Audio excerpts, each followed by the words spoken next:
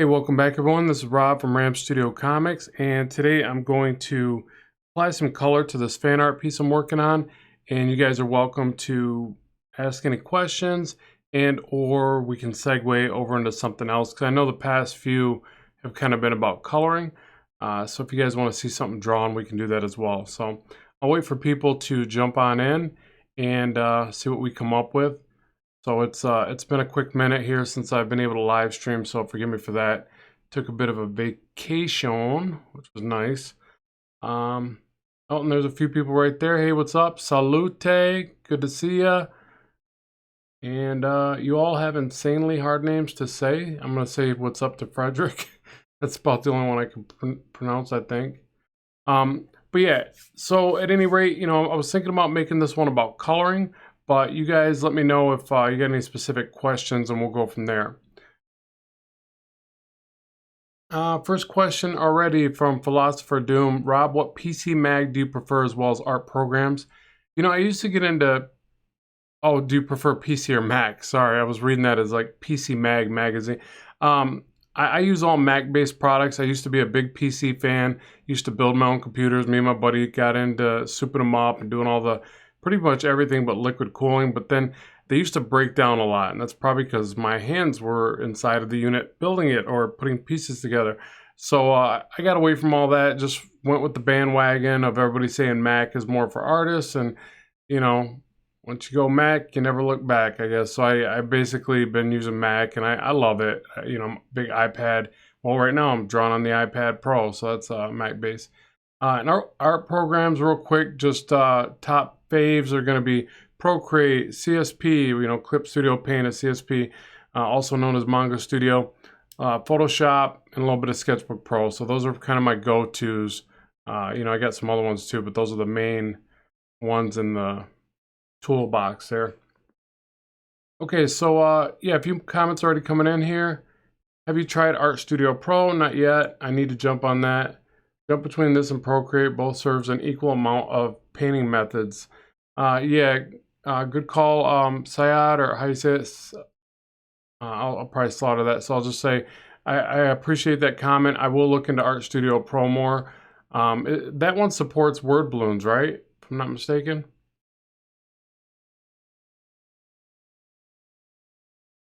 All right, let me try to work in here. Comments are starting to come in pretty quickly.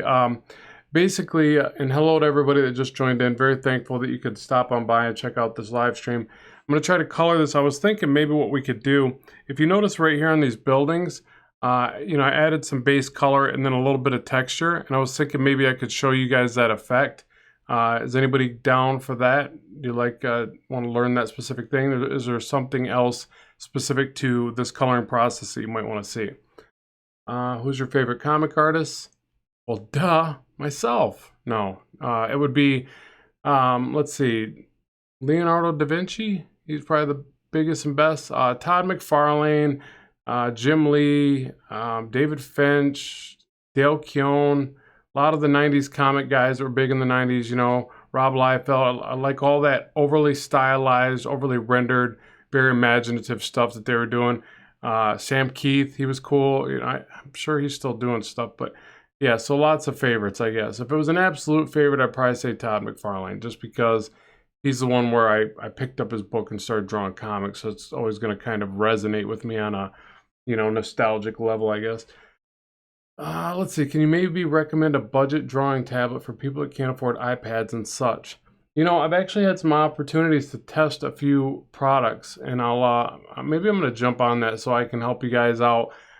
Me personally, I'm a big advocate of starting with, like, say, an Intuos tablet, which I call a lap tablet. Starting there, getting used to it. John just said a Huion. Maybe try something like that. I haven't been able to test stuff like that, but what I was going to say is start with the Intuos series tablets, or whatever they're called these days. You can get them used. They're pretty solid devices, and then work your way up. I'm a big fan of the iPad Pro, so I would say really save your money and get that, but at the same time, I know that's not within everybody's immediate budget to do something like that. Yeah, and people are commenting with a few good options there. Like I said, I need to take some of these offers that people make to the channel for me to test them, and then I can give you some more some advice that's actually valid other than me just guessing and saying, well, everybody says this one's good. So yeah, so what I'm going to do, unless you guys give me any other ideas here, I'm just going to start coloring this. Just this one section. I'm going to drop in some texture. So what I like to do is just pick a color here. I'll use the selection tool. And I always say that this app has the best selection tool ever because you can go from point to point and you can curve and you can undo and redo. So it's like a very versatile selection tool, very quick, very easy. Drag something in there, I'll block that in. And after that, you can obviously select it. Something else I noticed for you Procreate fans, talking about the app, obviously not the other version of Procreate there, but if you like do a 2-finger hold on a layer, so you can't see my hands unfortunately, I got to do a better setup where I show the overhead cam, but if you do a 2-finger hold, it actually selects that layer. I just found that out. I feel like really silly that I didn't know that. So that's your quick select method in this program, just so you know. So you can lock transparency by doing a 2-finger swipe to the right, and that'll lock any information that's on that layer, and a 2-finger hold will actually just select anything that's on that layer, any paint that's on that layer.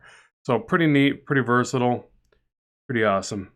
All right, so let's grab, I like to like two-tone these structures, like, so I picture this is like, a couple different kinds of brickwork. So I'll just pick like, in this case, a lighter tone for the other trim work of color. And I'll just kind of, whoop, not with that brush, excuse me. Yeah, and I do want to mention they changed the way these brushes work. So I'm working off the 4.2 version, and big difference on the inking. So just so you know, this entire piece was penciled. I always say penciled, but I guess sketched, inked, and colored all in this app. And yeah, the brushes are reacting really nice now. So they made some really good advancements there, just so you know. Let's see, hold one layer and you can move it to another drawing by clicking gallery. Oh, cool. Very nice. How many layers are you using? I heard there's a layer limit to Procreate. Yeah, so what happens with Procreate is the larger the file, the lower the amount of layers you can utilize. So in this case, I'm working at a full 11 by 17, 300 DPI. So this would be like a traditional comic page for me or whatever. And it allows me, I think, 27 layers. So not too awfully bad. I mean, especially the more you get used to this, the less layers you really need. In fact, that's kind of what I'm going to show you here. If you notice, I didn't generate a secondary layer for this. Now I could, but it's a planar-like object, or very, it's architecture. It's pretty easy to reselect through these lines. There's really not a need to generate different layers for these different colors of the building. But you can, so what ends up happening is the more comfortable you get with the process, the less layers you'll need. So 27 layers is more than adequate for even a piece that, I consider being relatively detailed. So what you end up having to do is just kind of be conservative with your layers. As you're creating stuff, merging it down, saying, like for instance, with this building over here to the left, once I got all that done, I just merged it all together because it was like, it's really not that hard to go back and edit it anyways. And I got to be conservative of those layers as I move forward. The other thing is you can duplicate this inside the gallery. So that's kind of your backup as well. So if you start to exceed your layers, duplicate it in the gallery, then you got that one to kind of go back if it makes you feel a little more safe, and then merge your layers on that next duplicated version. So yeah, that's about it on that. Let me know if you guys have any more questions. So now I'm going to release the selection. So all that is kind of flood filled on there. I'm going to do the trim of the windows differently as well. But what you can do here is basically just select the area. Let's see, automatic, just tap that. And if it doesn't give you that divide in the selection, it's like I said, it's pretty easy to just take this. And let me actually do this first. Let me get the shadow color. So I'm going to select this, go a little bit darker. And I just want to do a little bit of a series of shadows on here. So consider this a darker area. That.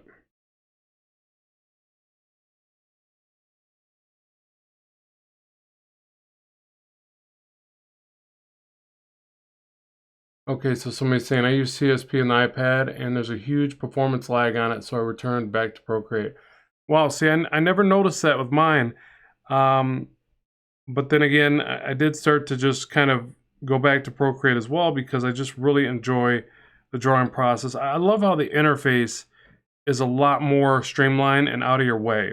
So what pulls me back to CSP though is when I'm working on the Blackstone comic, I can intertwine my desktop files with my iPad files. You know, they're synced or whatever. So there's a big advantage there. But yeah, I never noticed that with mine. So you might want to try to back up your iPad and reload it or whatever. I've heard people say that that's helped them with any kind of lag issues and things like that. But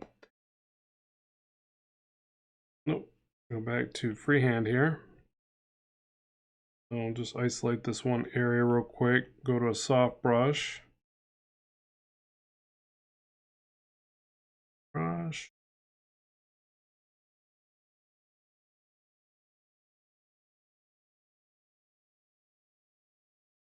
I almost dropped my selection, didn't I? Darn you, selection. Hold on. There we go. So I'll like just shade things a little lighter here and there. Just try to make it look a bit, more neat. I don't know what word I want to use there. Not too boring anyways. I'll shade a little bit from the bottom up.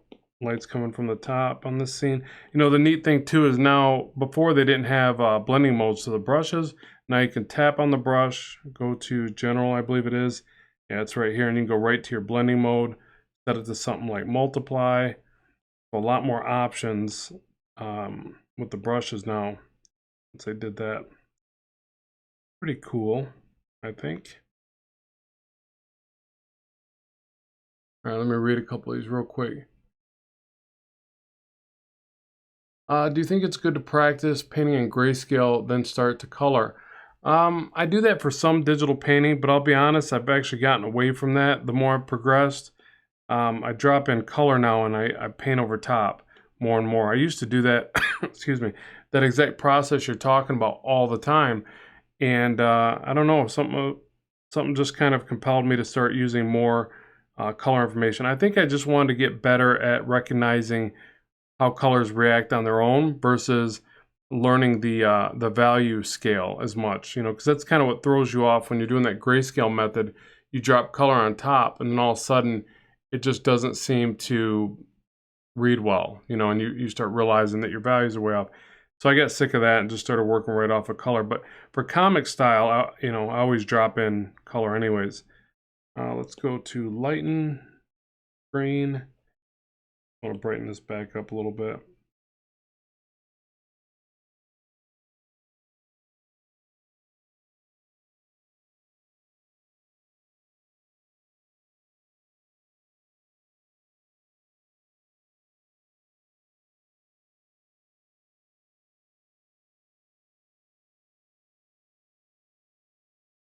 With coloring, I just kind of keep picking at it and I keep moving things back and forth.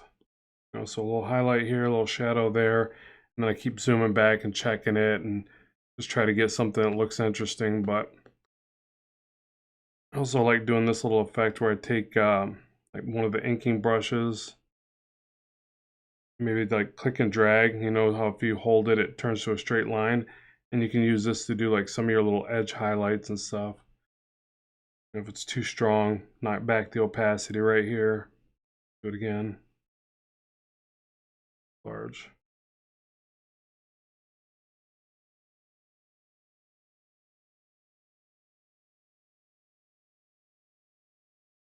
Things like that. Let's see. Clash of Serbia says, how do you draw them legs and noob? I guess I'm a noob. I don't even know what that means, but and as far as legs, just I don't know, just draw lots of different action poses and then throw your own spin on it. That's all I can say, because legs are tough. It's like, I don't know, you're just always studying legs, I think. Don't skip leg day. That's all I can tell you. How does somebody draw from their idea? I kind of struggle with that. Um, you know, some of that is just when you're inspired, when you're feeling good and you got ideas flowing. Other times you need to really be studying reference and doing your figure drawing. I'll be honest, this one came right out. It wasn't a struggle. I kind of just saw it on the page. You know, and you could tell it in the replay. So let me show you that real quick. You can go to video, time-lapse replay. It'll take a second to load here. And you can see like right from the beginning sketch, I kind of already had the concept down. I mean, it's a little funky at first, but if I scrub through here, well, I guess I did change it quite a bit right there, but I already had the feeling and the idea of what I wanted, but I had to just kind of keep maneuvering. Yeah, there's those legs right there. Like, look how bad I struggled with those leg poses, but I just keep moving the shapes around until something looks right. And believe me, this pose still doesn't look as right as it should or could or whatever, but there's a certain part where you just have to say, no, I just got to settle on something. So you see I kind of settled on the pose, started to refine that. I was just trying to scrub through here real fast, and you see the background's entirely different. And then I started playing with basic primitive shapes for the background, and then I changed that all together because I wanted something a little bit more interesting than just that straight on kind of boring background that I was initially going for. So that's how I got to there, and that's where I'm at now. So you see, I make a lot of edits and changes as I go. You know, I'm not really always that specific on. I don't just come out and say, okay, it's exactly what it's going to be. I probably should thumbnail more, because what thumbnailing allows you to do is get all that kind of worked out in that tiny little sketch, and then you've got more to kind of focus on as you refine it. So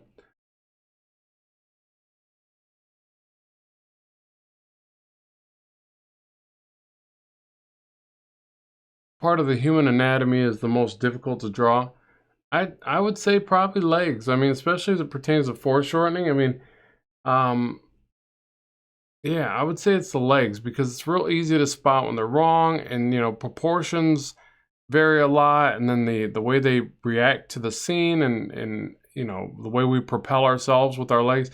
There's a lot of dynamics in there and a lot of things that you can mess up. So I would say that's probably the trickiest.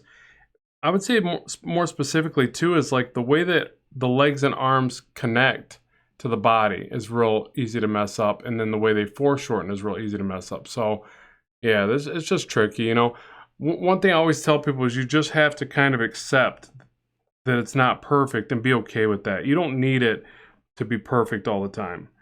I mean, just look at, you know, some of the advanced artists that you see. There's flaws in their work. Some people that have been drawing comics for 20, 30 years, there's flaws. So it's just that they've gotten used to just applying their style right over the top of everything, and not, you know, not sweating the details, not sweating the small stuff, and like just getting the job done.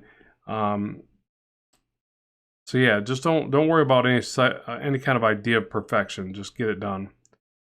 You'll get better through the process anyways. Okay, so I'm going to add a new layer over top. I've already pre-selected that by doing that 2-finger tap and hold on layer 26 there. And I just want to show you that like little bits of texture can do a lot for areas like this within the work. So if I zoom up here, you can see I added this like little blotchy kind of dab, or kind of looks like a sponge texture to it. And then you can jump into your blending modes, and you can play with things like multiply, you know, linear burn if you want to, you know, make it real pronounced. Also play with the opacity plus the blending mode and see what other kind of effects you can get.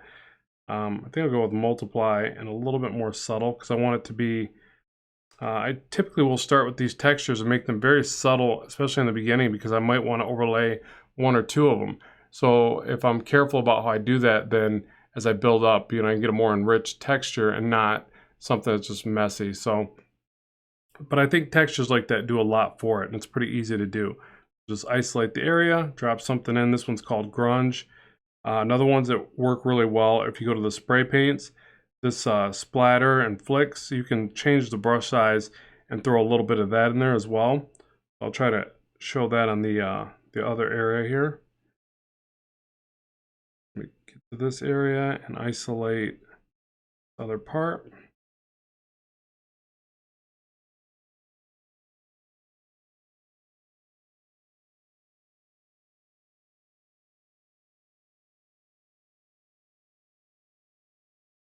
So hopefully you guys that celebrate Thanksgiving had a good one.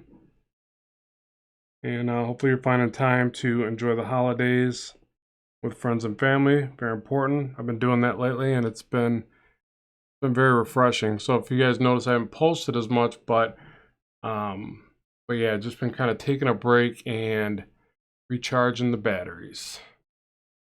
Something I think I need to do. Something I think we all need to do, so we don't burn out what we're doing. So yeah, so now what I'm going to do is add a dark, or what? No, you know what? I'm going to go lighter on this one. Let's grab a lighter texture here. Grab the splatter.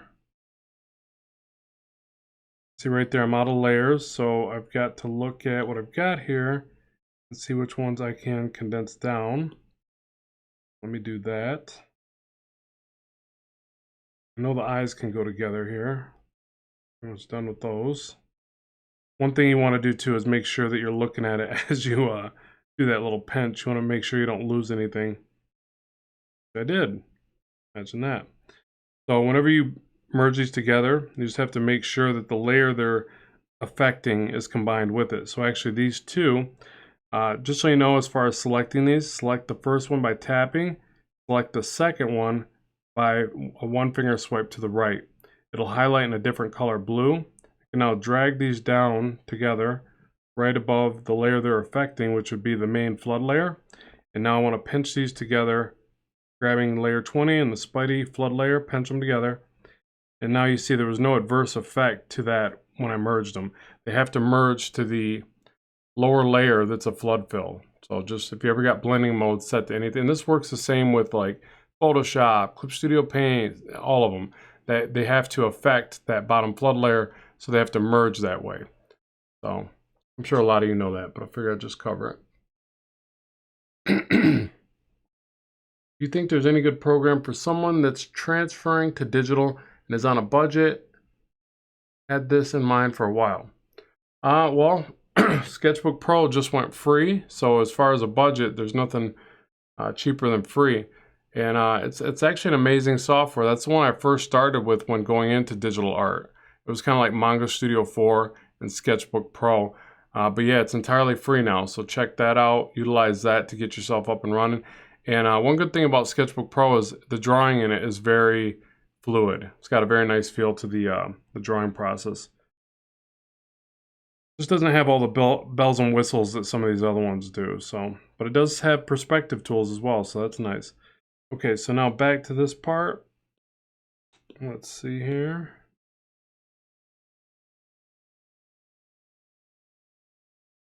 I'm just going to select around here.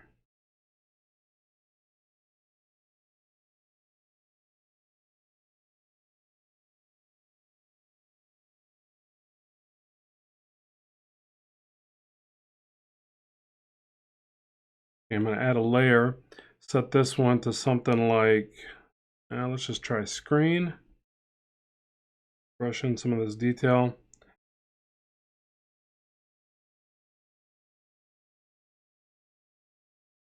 Not too much.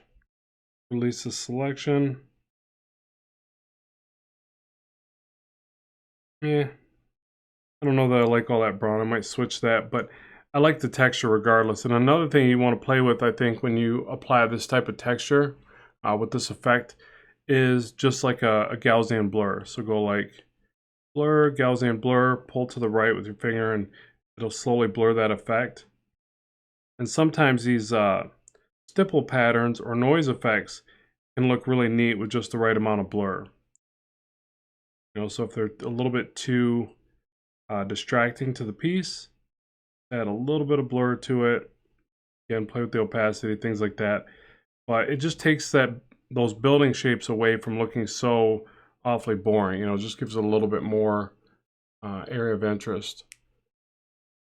Yeah, Krita as well. Sorry, I forgot about that. I never really used Krita, but yeah, lots of people swear by it. So that's another good one.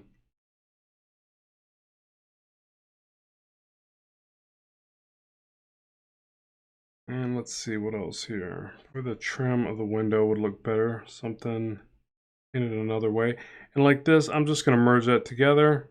So I'm condensing down these layers as I go. Again, it's not a big deal with buildings because it's real easy to just isolate that area and reselect it. You try darker tone for the window.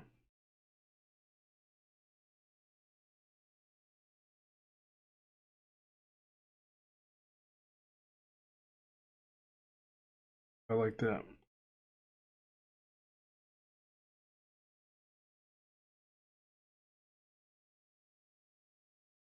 Oh, and make sure your opacity is set to full in your flood filling.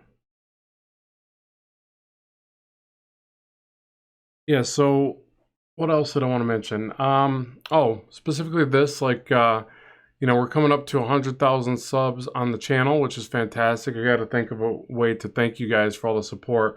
Um, but also, like, let me know what you think of that. Like, is there anything you'd like to see in the way of a video for that? You guys got to constantly give me ideas, because I get so caught up in just drawing and trying to teach some different software stuff that I never really know. I actually come to YouTube here for, for your guys's ideas. You guys give me all the direction that I need to, do the next thing and the next thing. So let me know what you think, what you want to see, stuff like that. Make sure to comment on the videos, and always keeps me moving in a forward momentum.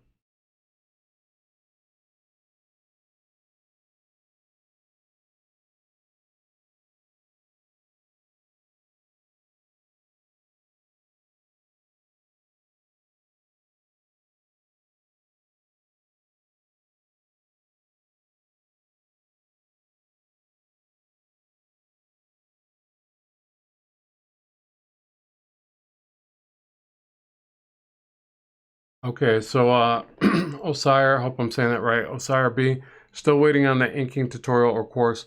Yeah, I need to put together a full course on inking. I have lots of videos on the channel here, obviously, for it. But, I do think that it would be nice to set up a series of classes for a step-by-step approach to, inking entire pieces. So I haven't forgot about that. It's a great suggestion, and I definitely will be working on that as well.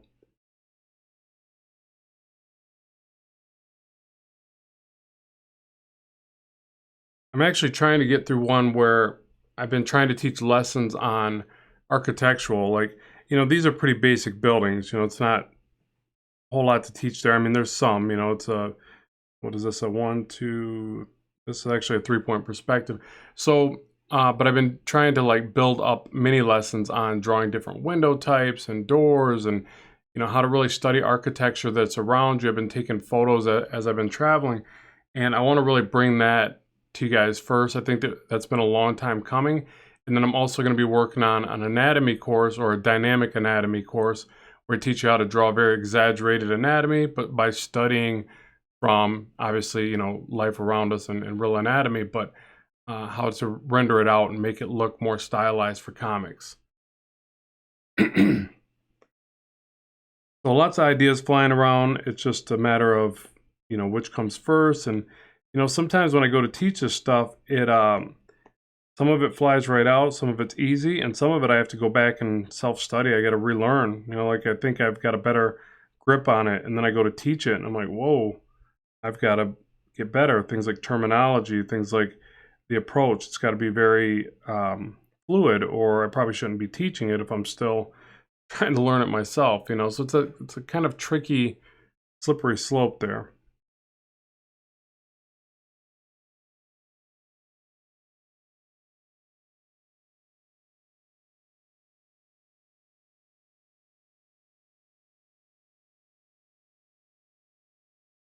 Yeah, let's see where my light source is as I drop in this little drop shadow.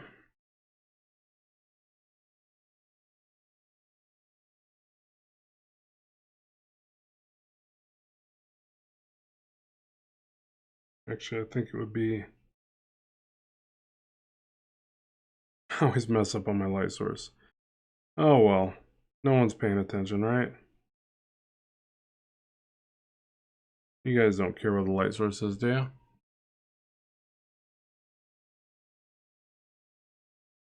Yeah, oh sorry, good point. It's definitely like easier to do than to teach. As soon as you start to teach it, you realize, oh wow, I don't know as much as I thought I did. Or, it just you realize that there's a way it's got to be presented, and even though you can do it, explaining it's a whole nother battle. So yeah, it gets tricky at times.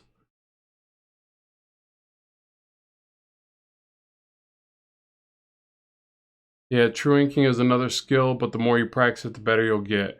Yeah, very true. And I need to.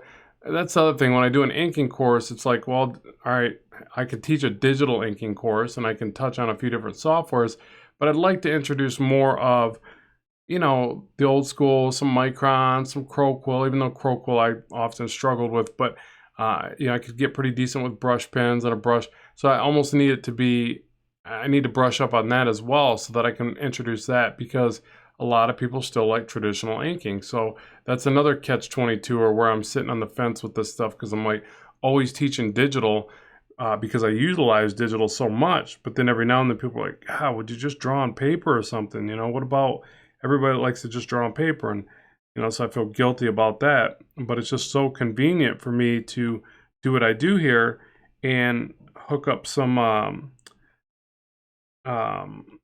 software to record what I'm doing, versus getting out all the pens and paper and changing the whole setup. So I'm kind of caught in the middle of that as well sometimes.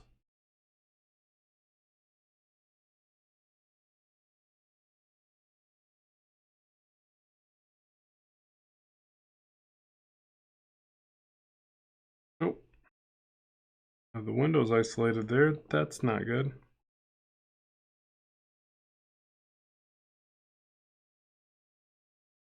And let's set this to screen.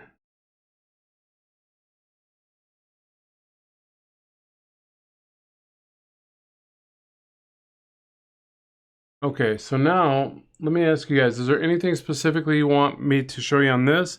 Or do you want something else? 'Cause I haven't had a whole lot of questions on the coloring process, so I want to make sure this isn't boring you guys for 32 minutes in. So let me read through these. Yeah, I tend to study other artists that way.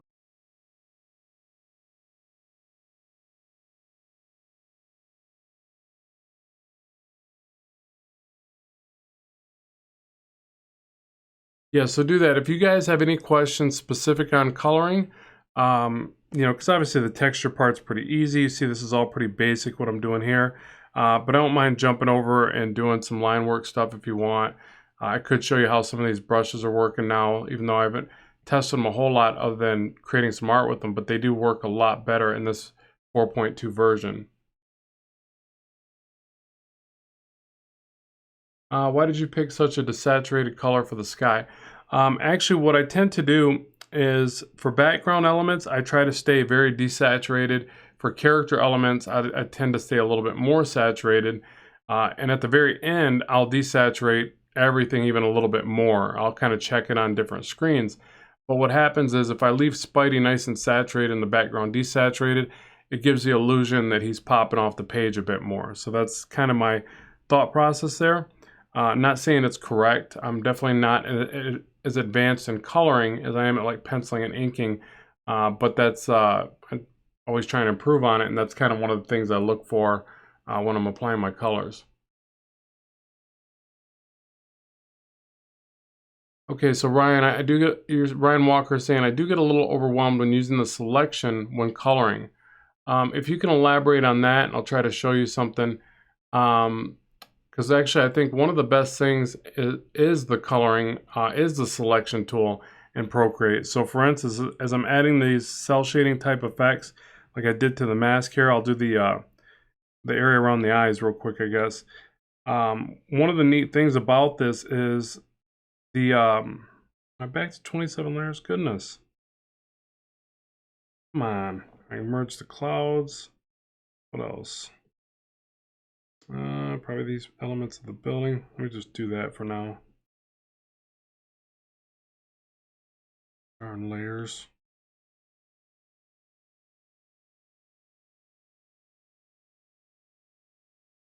Yeah, let me just do that. All right, so as I color the mask here, what I'm kind of thinking is I want to see the highlights of the ridges of the black. Almost like, you see times where Spidey's colored and the mask is flat. Other times it's a raised and even sometimes raised with like segmented, you know, lines, like more techie kind of lines or whatever going on in there. Okay, and you're saying like fading colors together with the selection. Okay, so I think a big part of that, if I'm understanding you correctly, let me just try this and you can correct me if this isn't what you mean.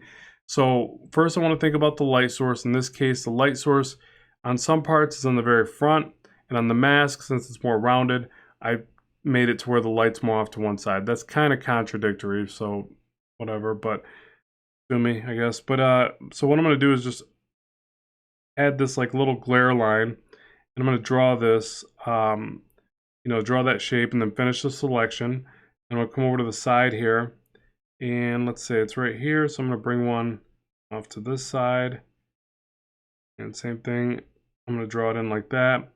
I'll grab a light tone, just set this to normal for now, and this is obviously behind something. Oh, it's got to be above the line work in this case, because this is going to go on the very topmost area of the suit, on top of the line work. So for instance, you can either flood fill it solid like I did there, and you can erase back with the soft brush.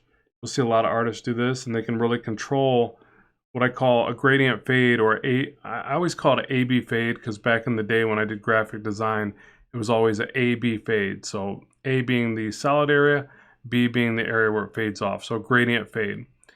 So when you do this erase method, you can really control the subtlety of that kind of A-B fade, and then you can zoom back and see if it's reading well. So I do a lot of like zooming in, zooming out, fading this way, and also manipulating the blending mode. But in this case, a normal blending mode is just fine. It's against black anyway, so it's not going to have that dramatic of a difference. But sometimes blending mode, especially like on the suit here, you see the little oval spots on Spidey's forehead. I used a lighten or screen, might even been a lighten dodge or a, what is that, screen mode? Yeah, screen mode on those particular colors, because it added just a little bit more of kind of an orange hue to it as I applied that. So just little things like that. I'll go ahead and deselect this. And then I might get in there and say, you know, as I build these up, I tend to go, okay, that's one highlight, but do I want to see just a tiny bit stronger highlight in there just to the one side? Maybe, maybe not, but I'll test things like this. Hit it a couple times, release it, pan back. Sometimes it'll work, other times it's like, no, it's distracting, whatever. But I'm gonna go ahead and leave that for now, because it's easy while it's still on a layer to erase. And then I might take it a step further and say, well, I like it there. Let's see what it looks like to the bottom side of the mask. And again, I'm kind of following, if you notice that line I started, I'm actually following that. Even though I put the glare over here, I could have put it right on this edge. But I'm gonna follow that right here. And I'm going to bring this up a bit higher. Finish the selection there. Same thing, come over here. Finish it right there. Same color. This time I'm actually going to brush it in kind of softly, since I know I'm going to come back and erase anyways, but start with something like that. Deselect. Come back with the erase. Make it more subtle. I think another thing is, like, when you do this stuff, you don't want it to fight for dominance. That's a big problem with like highlights. You can apply highlights everywhere and then it look cool at first, but the more you add, the worse it gets, because they're fighting for dominance in the piece. So you want to be very sparing with white, very sparing with highlights.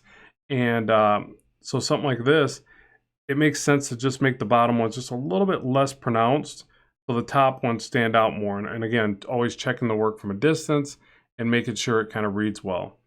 You know, you could even make one a little bit lighter. Like I could lighten this one on this side and let that one be more pronounced. So now you're conveying that dimension across his face from one eye to the other. The light source is more pronounced on the one. So just little things like that, I think, kind of add up as you're trying to put all these effects and all these colors into a relatively complex piece. This isn't nothing crazy, but let's read a couple of these real quick. Sorry, I'm missing a bunch of these because I'm yapping too much, ain't I? All right, just want to say you're such an inspiration. Oh, thanks so much for that. Yes, thanks, Mopaz X3. Very nice of you to say that, and always happy to share the work. And yeah, you guys keep me doing what I do. When when I get comments like that, that saying it really does help. That's what's kept me here doing this thing. So thank you so much for that. Okay, Ryan, so that did help you. Good. I mean, and like anything else, it's implementation, and it all works the same in different softwares. But the thing I love most about coloring in this particular software, now that it's got all the blending modes that it needs and everything, is just this ability. Like if I'm isolating this area on the head, I can draw, I can stop, I can rotate the canvas, I can pick up my drawing again of the selection, and then finish it. It's just so easy to define selections. Easier for me than any other software. So that's why I'm actually finding myself coloring more on this, except I still feel the need to like project it on the bigger screen because the iPad Pros are obviously a little bit smaller, but so for color correction, color checking, I put it on the bigger screen, but no, I absolutely love the selection tool, and it really directly connects to the way that you color comics. So I find it to be very, very helpful. Somebody's asking, do you make comics for a company?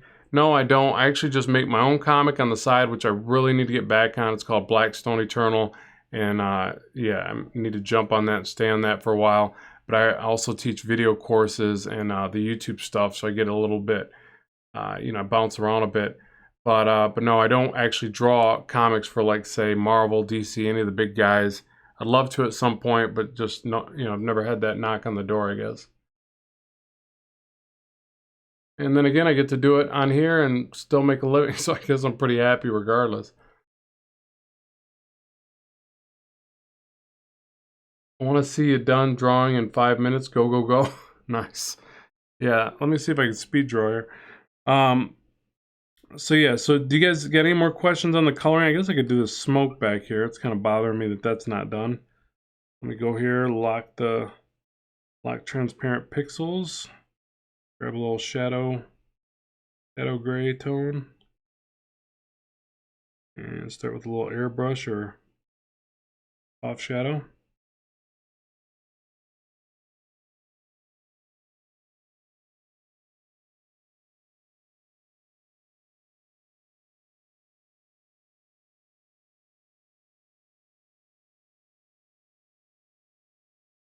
Yep, and I actually took my screen protector off my iPad Pro. You guys can't see that, but I'm working without a net here, folks. I got so sick of it. It just kept getting marred up. And I know everybody's always like, what screen protector do you use? I'm always sliding around on the screen. And I actually got used to it. I just said, the heck with it. I'm going to do it until it becomes natural. And now it's starting to feel natural. And I still see a little bit of waviness in my lines that I want to get rid of, because I'm kind of sliding around on the screen as I do this. But it's, God, the screen looks so much better. I'm just going to be distraught if anything happens to my screen. That's the other reason screen protectors are so darn nice.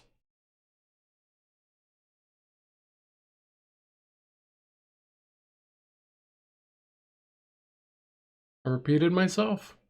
No, never. All right, coffee break. Hold on. Man, I'm drinking coffee late in the day. You know I love you guys when I'm doing that. We shouldn't be doing that. And with just a little hint of cinnamon. Ever do that? So delicious. And good for you. No, I'm not talking cinnamon sugar. I'm talking the real deal cinnamon. Okay, so let's get some of these shadows in here.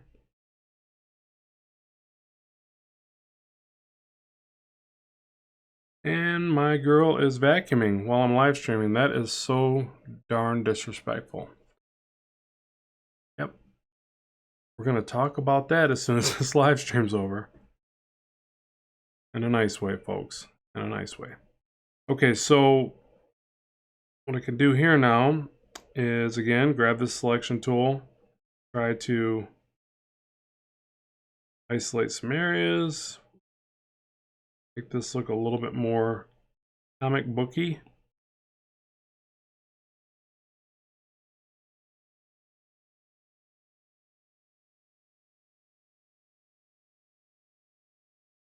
Let's see. Do you keep up your live model drawing?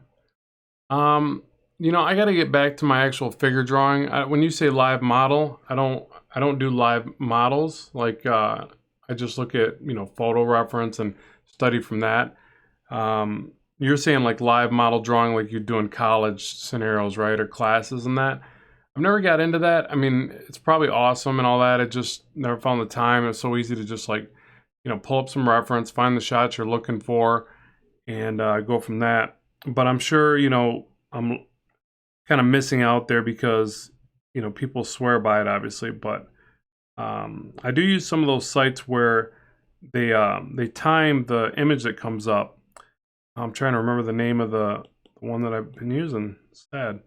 Um, so that's kind of a resemblance of it, I guess, but not the real thing. Nice. He just keeps the models in the basement. They're fine. Yeah, it puts the lotion on its skin, right? No. Hey, they're happily fed. I give them everything they need. They're not trying to get away, I assure you. All right, let's see. Yeah, it's just like it's just so much easier to use photos and that. And I know people are probably like, "Oh my God, you don't draw from live models? You're missing out." And I've been asked by a bunch of people. Like I've got buddies that go set up classes and they do it, and yeah, I guess I'm a wuss. But I spend a lot of time drawing from imagination. I'll do a nice little stint where I'm drawing from life, for like a week or two, and really trying to study a certain thing. Like for instance, if the upper leg muscles, are really starting to bother me, and I'm really starting to skew them in my comic book work, then I'll go and I'll really just study that, and I'll find a bunch of good shots that really, focus on that area, and then I'll just really hit that one area really hard. I'll draw it over and over again, and then after that, I kind of find a comfort zone, and then I go back to drawing from memory, and I just kind of repeat that process.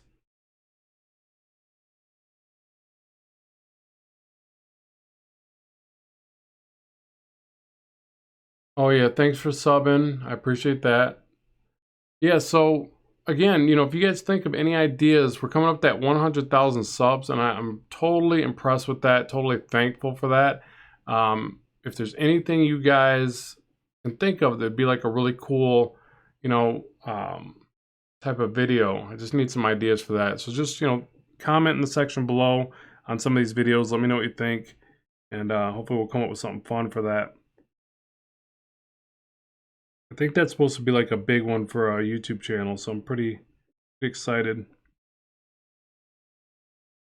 Probably shouldn't have took me 5 years to get there, but hey, at least we got there, right?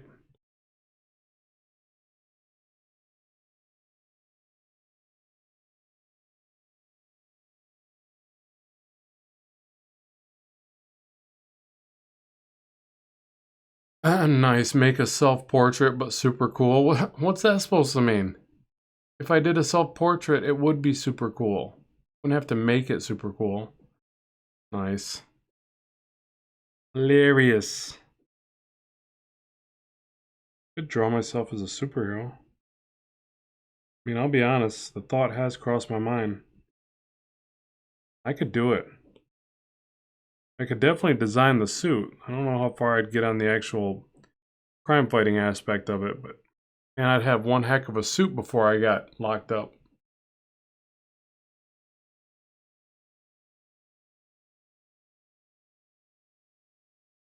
Man, I don't know about the smoke.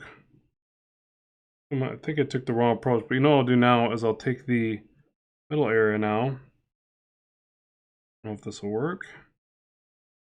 Apparently I'm not as good at drawing or coloring smoke as I thought I was. I don't need a brighter color.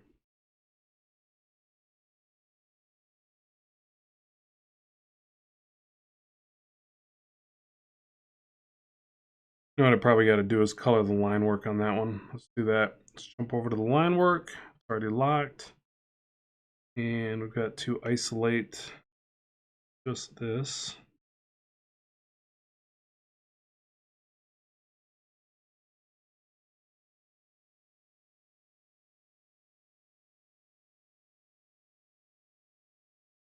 And I hate zooming into my work here because I see all my flaws that I gotta fix.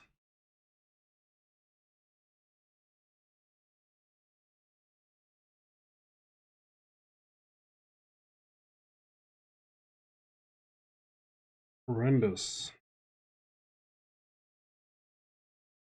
Horrendous amount of flaws.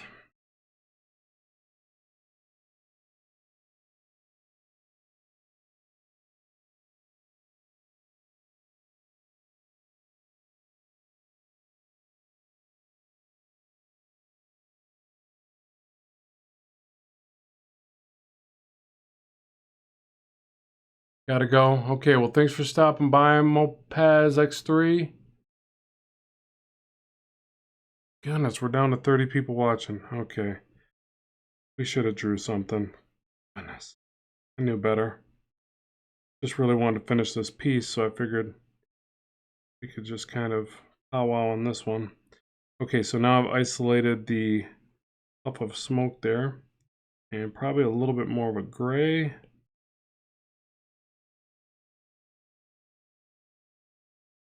And it's not doing anything. Why is that?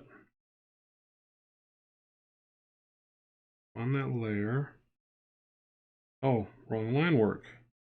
That explains a lot.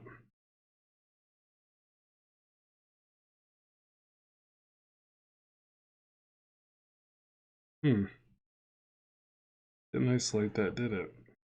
There we go. Make sure light transparency set. And that looks awful. What's it doing there? Set to multiply. Maybe this needs to be normal.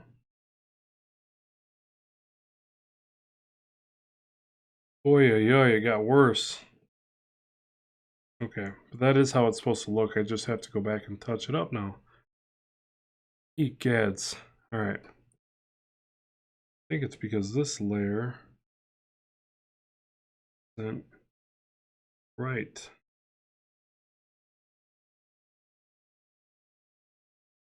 Interesting. Okay, well, I'll have to keep dinking with that. Great, you guys just saw me mess up. All on live television.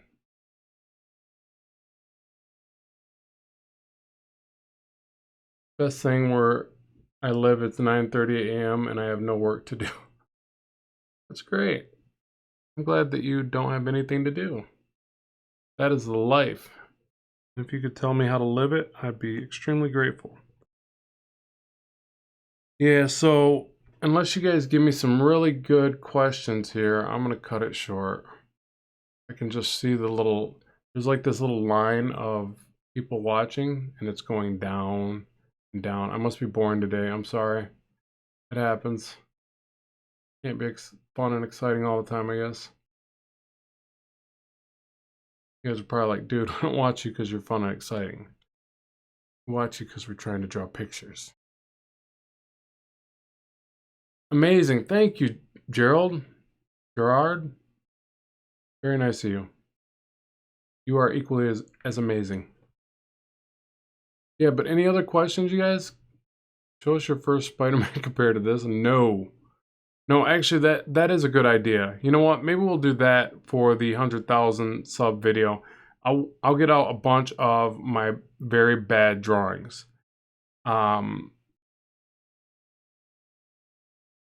we'll do that. We'll do a drawing comparison. I'll get out the stuff that's just insanely embarrassing and old, and I'll show it to you guys, and you guys can go, wow, Rob really did suck at drawing. Why did he keep going? And you can see that anybody can get better through years and years of blood, sweat, and tears.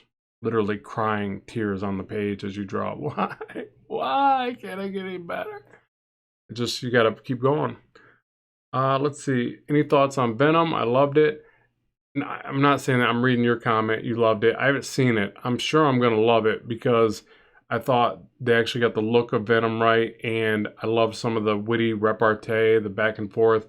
Uh, even the sequences I saw. And Tom Hardy is just an amazing actor. So, yeah, I'm sure it's on point, even though I saw a lot of people give it some negative, feedback. But, I've seen movies where they've done that, and I still like the movie. So I'm sure I'll dig it. Yeah, so we'll do the comparison. Here's a question. Do you sell your comic art, or do you sell your comic, and do you plan to attend any cons next year? Yeah, so what I'm trying to do is I'm trying to align myself with doing things like the Toronto show. I'd eventually like to do New York. I live in mid-Michigan, so I want to start doing things like Chicago, work my way out. I did the Columbus show, loved it. I'll do that one again for next year. So I'm going to start picking the ones that I like Columbus, and I'm going to add, I used to do Toronto. I loved it, so I'm going to do that again. I think there's 2 in Toronto. I'm going to pick one of those, and I'm just slowly going to work out, but I'm definitely going to start doing more shows because it's just imperative. Like, if you really want to make it in this industry, and I would love at some point to draw for some of the big guys. I don't think I'm ever going to get the option. Kind of had this idea, if I just drew and shared stuff on YouTube, somebody would knock on my door, and it hasn't worked like that. And I think that's kind of a ridiculous thing to think anyways. But I think the really the way you've got to do it is go to the shows and mingle.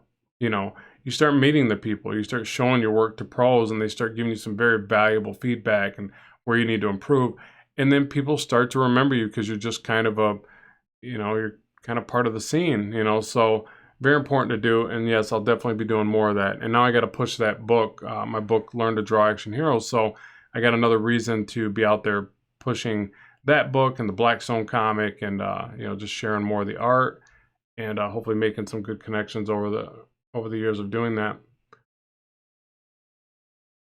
Yeah, thanks, Braden. I really appreciate that. I'm glad that my work can inspire others. That's what keeps me. One of the things that keeps me right here doing it, is that I get comments like that say people really enjoy it, and it helped get them motivated, and that's fantastic. So, just like I got motivated by watching other artists that I admire, I love to be on that ladder and that chain of events. So that's cool. Oh, thanks, Ryan. Appreciate that. What is it like working as a comic creator full time? Yeah, good question. I mean, that's probably something I should do a video on as well. But it's basically it's exciting because my job per se isn't like, say, I don't get to draw Spidey for Marvel, right? But I do get to create comics full time, like you said. And what's so exciting and what's so rewarding about it is that I'm constantly challenging my imagination. And that's what we need to do as artists. That's what we're all about. That's our strong point. It's like compared to somebody that's like strong and they can lift weights, we have this strong imagination, and we need to flex that muscle or whatever. So that's the most rewarding part. The fact that I can pay my bills and keep doing it and not stress out is fantastic, because there's that certain part with any profession where you go through the stress levels of trying to make it, right?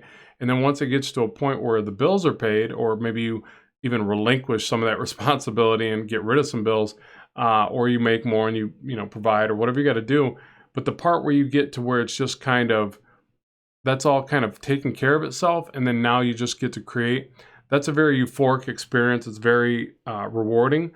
But just keep in mind that if you're not there yet and you're still chugging along, you're still working hard, and you can't see that light at the end of the tunnel yet, just realize that it's there. It's just you're still in the hustle and grind phase, and that's okay. That's actually a very exciting place to be anyways, because that's the part that makes you, that's the part that defines you, and it's also the part that secures your future. Because if you just get really good and you get this like immediate success and you don't know how you got there, it's real easy to lose that. So the part where you hustle and grind it out, that's the part that makes you, and it gives you your grit, so that if anything does happen, because there's a lot of like pits and valleys in any kind of business, and definitely in comics. So when things start to go astray, you might have to find work again and again and again. So you got to always remember that hustle part of what you do. So I'm actually appreciative of the fact that I haven't had like easy success. Look at Macaulay Culkin. You know what I mean? Early success in life, and then things just kind of went crazy. And I'm not trying to trash talk that dude. I love Home Alone, but hopefully you get what my meaning there. It's like, it's just real easy if you have this early burst of success, but you don't quite know how it came. It just kind of happened. I think that can be a dangerous thing. So, you know, just be appreciative of that part where you're really aspiring to get somewhere, because that's the part that's giving you all your ability, I think. Yeah, so I'm going to bring this one to a close. We're at an hour, and I probably should wrap it up and get some grub. But I really appreciate you guys tuning in and listening to me rant and watching the artwork. Hopefully you picked up a few tips here. I know we didn't cover a whole lot in this one, but you know, let me know what you think, and always, you know, always give me that feedback so I know what to bring to you in the way of the next video. I'll make sure to get some inking videos. We talked about that. I'll make sure to figure out something cool with sharing some old artwork compared to where the stuff's at now, and talking about the progress and the progression there. So yeah, thanks so much, everybody. You guys are awesome. As always, keep drawing, keep having fun, and I will talk to you soon.